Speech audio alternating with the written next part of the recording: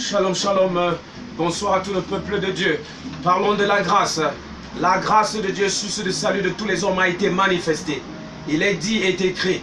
Et je crois aussi que tu crois en cela, dans le livre des Tites, au chapitre 2, du verset 11 au verset 12.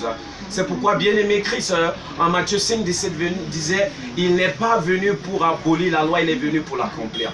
Parce que dans le livre de Jean, au verset 17, on nous dit, la loi a été donnée à Moïse.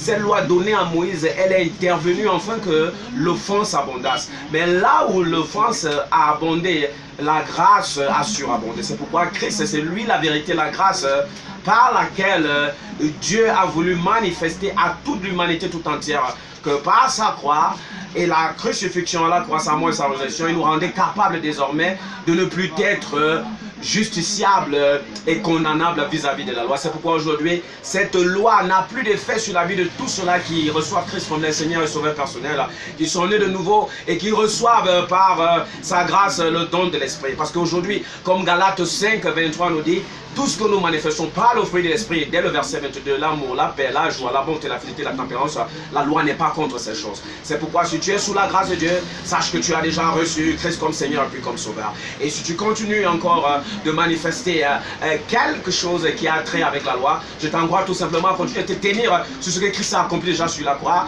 et tu verras que tu vas renoncer de manière simple et de manière volontaire à tout ce qui fait la guerre à ton âme et à tout ce qui est train de ce monde. Shalom, shalom, peuple de Dieu. Que le nom du Seigneur soit béni.